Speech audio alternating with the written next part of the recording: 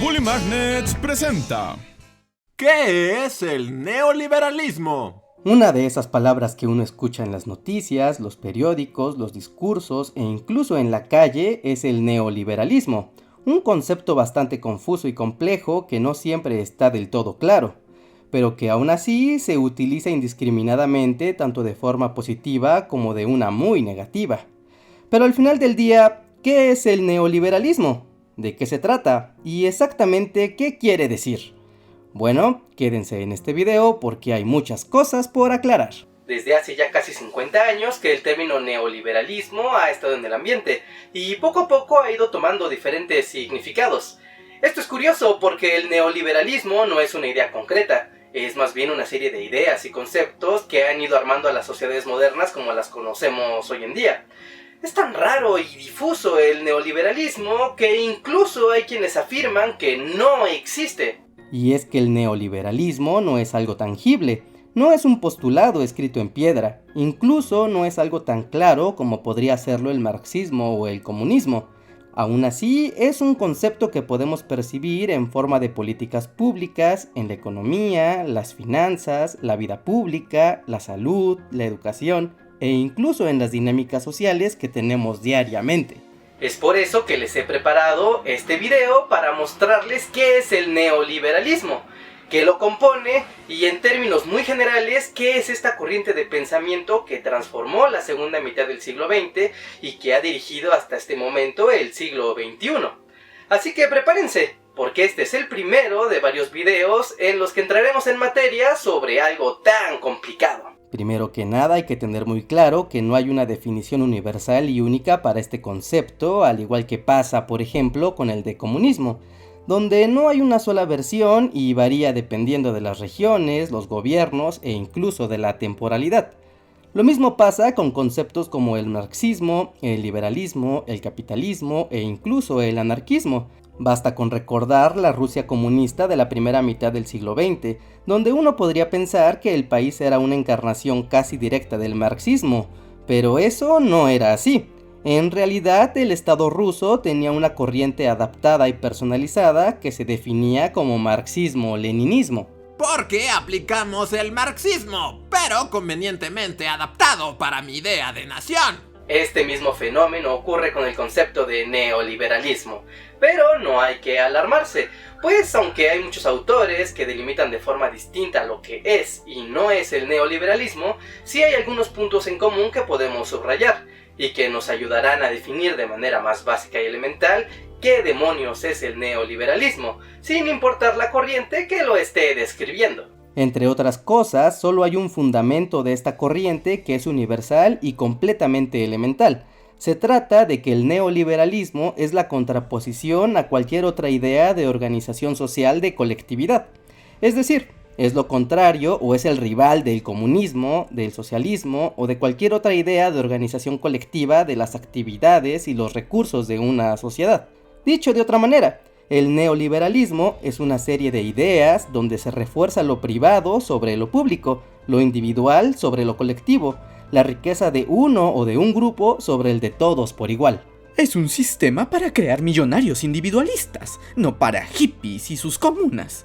Desde este sentido tan simple de lo neoliberal es que surgen muchas más ideas que le dan su personalidad regional o temporal y la manera en la que éstas se manifiestan en forma de leyes, políticas públicas, acuerdos institucionales, acuerdos entre gobiernos, políticas económicas y fiscales, que buscan como objetivo principal detener el avance de lo colectivo en puntos y aspectos muy concretos, como lo es la protección de la propiedad privada. No está por demás decir que estas políticas han sido increíblemente exitosas en adaptarse a prácticamente todos los países del mundo en los últimos 50 años.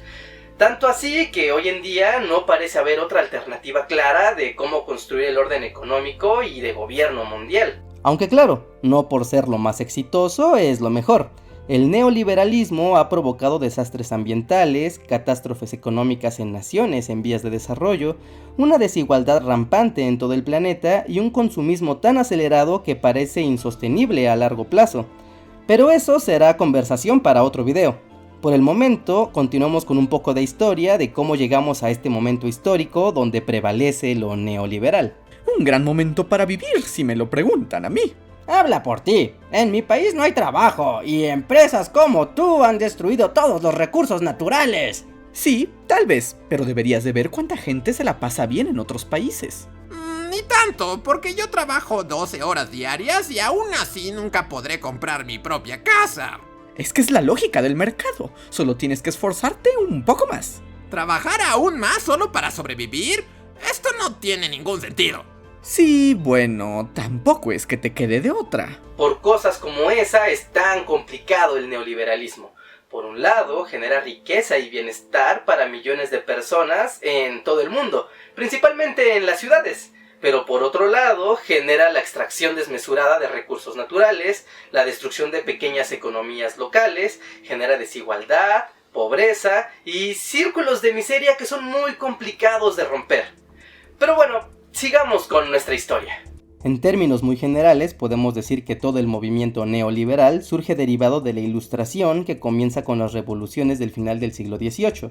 Por ejemplo, la Revolución Francesa, la independencia de Estados Unidos, las independencias en el continente americano, y con todas ellas, la ampliación de los derechos civiles y políticos en buena parte del mundo occidental. Esos movimientos sociales ampliaron el concepto de propiedad privada y derechos individuales. Esto se acentuó con la llegada de la Revolución Industrial, que lamentablemente produjo una extrema explotación de la población, y esto llevó a revoluciones obreras que cambiaron el rumbo de los ideales que se crearon durante las independencias y las revoluciones de finales del siglo XVIII y XIX. Luego, durante la segunda mitad del siglo XIX, llega el movimiento bienestarista que va tomando fuerza durante todo el final del siglo. Luego, con la crisis de 1929 en Estados Unidos, y sobre todo se acentúa con la Segunda Guerra Mundial y la Guerra Fría. El estado bienestarista consiste en que el gobierno tiene la obligación de otorgarle a la población seguridad social, servicios públicos y un gran gasto de gobierno. Esto llega hasta los años 60, pero finalmente crea un sistema en crisis donde los gobiernos no pueden solventar esos gastos, además de tener una gran tendencia a la ineficiencia y la corrupción. A partir de allí, el estado de bienestar dejó de ser divertido. Para mediados de los años 70 y hasta los 80 comienza a implementarse la idea de lo neoliberal, aunque esto con muchos matices y diferencias regionales, pero que podemos delimitar en tres grandes ideas que se aplicarán prácticamente en todo el mundo occidental como si fuera una receta de cocina. Pero antes de eso, un anuncio rápido. Recuerda suscribirte al canal y dejar tu like si te está gustando este video. Eso nos ayuda a seguir con más contenidos cada semana. Además, tenemos un Patreon donde puedes apoyarnos con $1 al mes y tener beneficios exclusivos. Todos los enlaces están en la descripción de este video. Ahora sí, continuamos.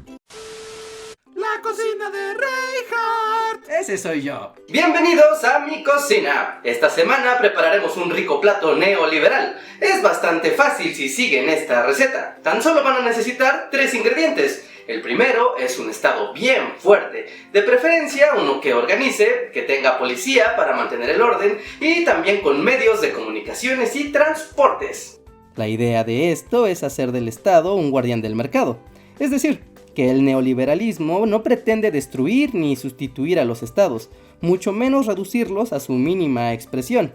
Más bien lo que quiere es transformarlos de modo que sean ellos los que garanticen que se puede sostener y expandir la lógica de los mercados.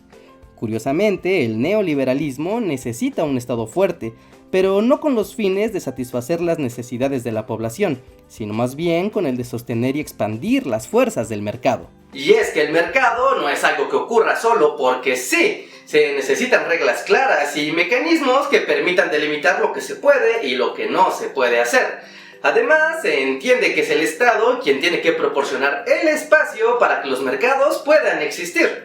El Estado es la base de nuestra receta, donde va a mezclarse todo. Esto es importante porque garantiza el funcionamiento de los mercados. Los neoliberalistas creemos que el bienestar de las personas y de la sociedad solo se alcanza cuando participan en el mercado. Otro de los ingredientes del neoliberalismo es crear la sensación de que el mercado es el único mecanismo capaz de procesar información de manera clara y justa.